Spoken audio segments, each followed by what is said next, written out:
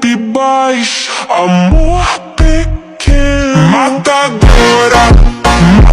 কি হবে যদি তুমি সমুদ্রের নিচে যাওয়া বন্ধই না করো? প্রথম দিন তুমি তোমার গার্লফ্রেন্ডের একটা ডাইভিং স্যুট পরে সমুদ্রের পানিতে নামো। মাত্র 10 মিটার নিচে গিয়ে দেখলে রঙিন মাছ আর প্রবালের ঝাঁক, সবকিছু শান্ত আর সুন্দর লাগছিল। 50 মিটার গভীরে হঠাৎ আলো কমে যেতে শুরু করলো, চারপাশ ধীরে ধীরে অন্ধকার হয়ে গেল। 200 মিটার নিচে তুমি একটা পুরনো ডুবে যাওয়া জাহাজ দেখতে পেলে। জাহাজের ভেতরে ছিল মরিচা ধরা সিন্দুক আর ছড়িয়ে থাকা সোনার মুদ্রা। সেগুলো বিক্রি করে তুমি কিনলে শক্তিশালী সাবমেরিন। 1000 মিটার গভীরে পানির চাপ এত বেশি হয়ে গেল যে তোমার সাবমেরিন কাঁপতে শুরু করলো। তুমি তখন বসালে নতুন টাইটানিয়ামের শিল্ড। 4000 মিটার নিচে তুমি এমন এক অদ্ভুত প্রাণী দেখতে পেলে যার শরীর নিজেই আলো দিচ্ছে। বিজ্ঞানীরা খবর পেয়ে তোমাকে গবেষণার জন্য কোটি কোটি টাকা অফার করলো। 10,000 মিটার গভীরে এখানে সূর্যের আলো একেবারেই পৌঁছায় না। তাপমাত্রা হিমশীতল আর চাপ এত বেশি যে সামান্য ভুল মানেই শেষ। অবশেষে প্রায় 11,000 মিটার নিচে তুমি পৌঁছে গেলে সমুদ্রের সবচেয়ে গভীর জায়গায়। এখানে চারপাশ নিস্তব্ধ, শুধু অন্ধকার আর রহস্য। হ্যাঁ, তুমি পৃথিবীর সবচেয়ে গভীর জায়গায় পৌঁছে গেছো, কিন্তু এখনো প্রশ্ন একটাই, তুমি কি আবার উপরে ফিরতে পারবে? ফোন দ্রুত চার্জ করতে চাও? অরিজিনাল চার্জার ব্যবহার করো। এয়ারপ্লেন মোড চালু রাখো। ফাস্ট চার্জিং অন করো। চার্জের সময় ফোন ব্যবহার কম করো।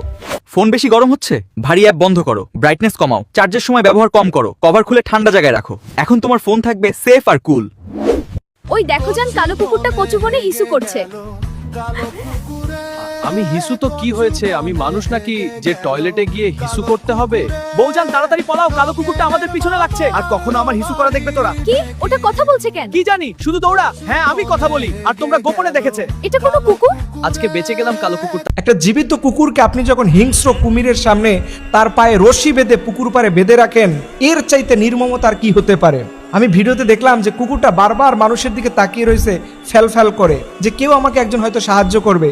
কিন্তু আমার কাছে মনে হয়েছে কুকুরটা প্রতিটা মানুষের ছবি মুখস্থ করে নিয়ে গেছে। সে আল্লাহকে বলবে, আল্লাহ, এই তোমার বান্দারা আমাকে একটুও সেই বিপদের দিনে সাহায্য করে নাই। আপনি কি মনে করেছেন কুকুর, তার প্রতি কোনো এহসান নাই, আল্লাহর কোনো ভালোবাসা নাই?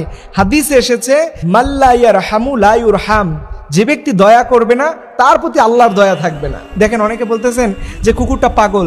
যদি কুকুরটা পাগল থাকে তাহলে ওই পুকুর পাড়ে তাকে কে নিল? এবং যখন কুমিরটা আসতেছিল, কেউ তো চাইলে একটা ইটের টুকরা, একটা পানির বোতল মেরে যাতে করে কুমিরটা অন্যদিকে চলে যায়, এতটুকু সেফ তো করতে পারতো। কিন্তু আশরাফুল মাখলুকাত, মানুষ সৃষ্টির সেরা জীব, তারা কেউ এই কুকুরটার প্রতি ন্যূনতম ইহসান করে নাই। আপনি জানেন, এই কুকুরের খেদমত করে একজন দেহ ব্যবসায়ী নারী, সে আল্লাহ তাআলার জান্নাতে যাবে। সামান্য একটু পানি খাওয়ানোর কারণে একজন পাপিষ্ঠ নারীকে আল্লাহ তাআলা জান্নাত দিবে। অথচ আমরা মাজারে গেছি, একটা ধর্মীয় জায়গায়, সেখানে গিয়ে আমরা অনাচার করতেছি, অবাধ্য হচ্ছি, আল্লাহর সৃষ্টিজীবের প্রতি জুলুম করতেছি। এবং এই কুমির যে আসলে এইভাবে হিংস্র, এটা তো আমরাও জানতাম না। আসলে প্রশাসনের তো এখন দৃষ্টি আকর্ষণ করা উচিত, এই কুমিরকে অবশ্যই ওইখান থেকে অন্য কোনো জায়গায় নিয়ে যাওয়া উচিত। কারণ ওই খানজাহান আলী যে মাজারটা আছে, ওইখানে হাজার হাজার মানুষ অজু করতে নামে, কেউ গোসল করতে নামে। এই সময় যদি কোনো মানুষকে ধরে নিয়ে যায়, অনাকাঙ্ক্ষিতভাবে কোনো অ্যাক্সিডেন্ট হতেও পারে, তখন হয়তো আমাদের প্রশাসনের ঘুম ভাঙবে। কুকুর তো, তাই কোনো মায়া নাই। এর জন্য আমি আপনাদেরকে অনুরোধ করে বলি, পৃথিবীর সৃষ্টিজীবের প্রতি দয়া ধরেন, আল্লাহ তাআলা আপনার উপরে দয়া ধরবে। আজকে কুকুরটার নির্মমতা দেখে আমরা সবাই কষ্ট পাচ্ছি। দেখলাম অনেক মানুষ খুব কঠিনভাবে দুঃখ প্রকাশ করতেছে। যেমন করে কুকুরের প্রতি আপনি দুঃখ প্রকাশ করতেছেন, এই অভিনেতা অভিনেত্রী এবং এই সামাজিক সোশ্যাল অর্গানাইজেশন অনেক মানুষজন যখন এর চাইতে নির্মমভাবে একজন হিন্দু যুবক দীপু, যাকে এইরকম প্রকাশ্যভাবে মেরে ফেলা হয়েছিল, তখন আমরা অনেকে প্রতিবাদ করতে পারিনি। হিন্দু তো, কেন তার জন্য প্রতিবাদ করব না? আপনি মানুষ, আপনার বড় পরিচয় আছে। আল্লাহ রাব্বুল আলামিন যেন এই সৃষ্টিজীবের প্রতি আমাদের ভালোবাসা, আমাদের মমত্ববোধ আল্লাহ তাআলা বাড়িয়ে দেয়। সকল আমিন। মোবাইলে মেসেজ করার সময় সাধারণত যে ইমোজিগুলো ব্যবহার করে থাকি, সেগুলোর যদি জীবন থাকতো, তাদের যদি আলাদা একটা দুনিয়া থাকতো, তাহলে কেমন হতো? আজকের গল্পটা সম্পূর্ণ ইমোজিদের দুনিয়ার উপরেই নির্মিত। আমরা মানুষেরা কিভাবে তাদেরকে ব্যবহার করি আর তারাই বা কিভাবে নিজেদের জীবনযাপন করে, সেটাই দেখানো হয়েছে আজকের এই মজাদার গল্পে। তো চলুন বেশি কথা না বাড়িয়ে সরাসরি গল্পে চলে যাওয়া যাক। গল্পের শুরুতে আমাদের সবার আগে মানুষের দুনিয়া দেখানো হয়, যেটা অনেক সুন্দর আর অনেক রহস্যময় ছিল। এবং তারপর আমাদের দেখানো হয় আরও রহস্যময় একটা জগৎ, যেটা ছিল ইন্টারনেট, অর্থাৎ ইমোজিদের জগৎ। যে ইমোজিগুলো ছাড়া বর্তমান যুগের মানুষেরা একদমই নিজেদের মনের ভাব পরিপূর্ণভাবে প্রকাশই করতে পারত না। এই শহরে ইমোজিদের জীবনযাপন ছিল অনেক অদ্ভুত। যেমন ক্রিসমাস ট্রি শুধুমাত্র বছরে একদিনের জন্য ব্যবহার হতো। এছাড়াও স্যাড ইমোজি লটারি জেতার পরেও কান্না করত। শুধু তাই নয়, হাহা ইমোজি নিজের হাত পা ভেঙে যাওয়া সত্ত্বেও হাসতেই থাকতো। কিন্তু এই সবগুলো ইমোজি নিজেদের মাঝে শুধুমাত্র একটাই অনুভূতি প্রকাশ করতে পারত।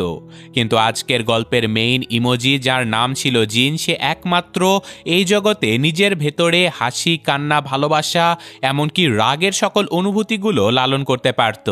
জিনের বাবা মা দুজনেই ছিল গম্ভীর অনুভূতির একটা ইমোজি, তাই তারাও জিনের মাঝে এমন মাল্টিপল ফিলিং দেখে নিজেদের ব্যর্থ প্যারেন্টস ভাবতে শুরু করে দেয়। কারণ এই জগতে এমন মাল্টিপল অনুভূতিওয়ালা ইমোজিদের কোনো দামই ছিল না। কিন্তু তারপরেও আজকে ইমোজিদের চ্যাট লিস্টে যোগদান করার প্রথম দিন ছিল জিনের। জিন সেই অনুষ্ঠানে গিয়ে হাজার হাজার ইমোজিদের সাথে পরিচিত হয়। শুধু তাই নয়, এখানে সে হাইফাইয়েরও একটা ইমোজি দেখতে পায়, যেটা একসময় প্রচণ্ড জনপ্রিয় ইমোজি হলেও এখন সম্পূর্ণভাবে ইউজলেস হয়ে গিয়েছিল। তো যাই হোক, এখন জিন প্রচণ্ড খুশি হয়ে ইমোজিদের সেই কিউবগুলোতে গিয়ে বসে পড়ে। এখানে মিস ইসমাইল ছিল এই ইমোজিগুলোর রানী। সে যথারীতি সবগুলো ইমোজিকে কিউবের ভেতরে বসিয়ে দেয়, আর তারা সবাই অপেক্ষা করতে থাকে যে কখন তাদের মালিক অ্যালেক্স, অর্থাৎ এই ইমোজিগুলো আসলে অ্যালেক্সের মোবাইলেই ছিল, তাই তারা অপেক্ষা করত যে অ্যালেক্স কখন তাদেরকে ব্যবহার করবে।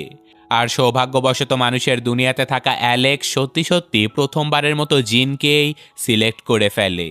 কিন্তু প্রচণ্ড উত্তেজনা আর ভয়ে জিন ভেতরে ভেতরে মাল্টিপল অনুভূতি প্রকাশ করতে থাকে, যার সবগুলো একসাথে প্রকাশ পাবার কারণে জিন একটা মিনিংলেস ইমোজিতে ট্রান্সফার হয়ে গিয়েছিল। জিন প্রচণ্ড ভয়ে কিউবগুলো থেকে পালিয়ে যাবার চেষ্টা করলে সেখানকার রোবোটিক হাতের কারণে সে কিউবগুলোকেই ধ্বংস করে ফেলে, যেটা দেখে ইমোজিদের রানী সেই ইসমাইল কুইন জিনের উপরে প্রচণ্ড রেগে যায়। তার বিচার করার জন্য অ্যান্টিভাইরাস বোর্ডের সাথে তার একটা মিটিং ফিক্স করে। কারণ অ্যালেক্স যদি তার ইমোজিতে এমন উল্টাপাল্টা মিনিংলেস ইমোজি দেখতে পায়, তাহলে হতে পারে সে তার মোবাইলটা রিসেট করে দেবে, যার ফলে মোবাইলের ভেতরে থাকা এই সকল ইমোজিগুলো মারা যাবে। তাই ইসমাইল কুইন আর কোনো রিস্ক না নিয়ে সেই অ্যান্টিভাইরাসগুলোকে অ্যাক্টিভ করে দেয় জিনকে মেরে ফেলার জন্য।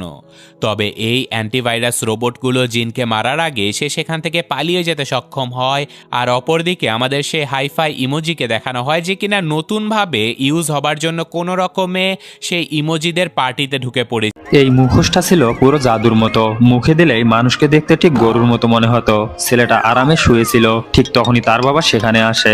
গরুর মতো তাকে দেখে বাবা ভাবলো আজ তার সৌভাগ্যের দিন। সে একে বাড়ি নিয়ে গেল মাঠে চাষ করার জন্য। ছেলেটা যতই বোঝাতে চাইলো কেউই কিছু বুঝলো না। এভাবেই সে হয়ে গেল বাড়ির বিনা পয়সার শ্রমিক। ভোর থেকে রাত একটানা কাজ, ক্লান্ত হয়ে মাটিতে পড়ে গেলেও আবার উঠে কাজ করতে হতো। রাতে মা এক বালতি গরুর খাবার এনে দিল। ছেলেটা রেগে উঠলো, কিন্তু বাবা বলল আজ তো সে ঠিক মতো কাজই করেনি। যে বাবা মা একসময় তাকে খুব ভালোবাসতেন, আজ তাদের আচরণ দেখে ছেলেটা ভেঙে পড়লো। পরের দিন তাকে আবার মাঠে পাঠানো হলো। দিনের পর দিন এই পরিশ্রমে ছেলেটা প্রায় অজ্ঞান হয়ে পড়ে। বাবা রেগে গিয়ে তাকে মারার জন্য একটি হাতিয়ার তোলে। মা দৌড়ে এসে তাকে থামিয়ে দেয়, কিন্তু বাবা মনে করলো এই গরু এখন আর কাজে লাগে না, তাই সে সিদ্ধান্ত নিল এটাকে বেচে দেবে। ভোরবেলা বাবা তাকে নিয়ে গেল গরুর খামারে।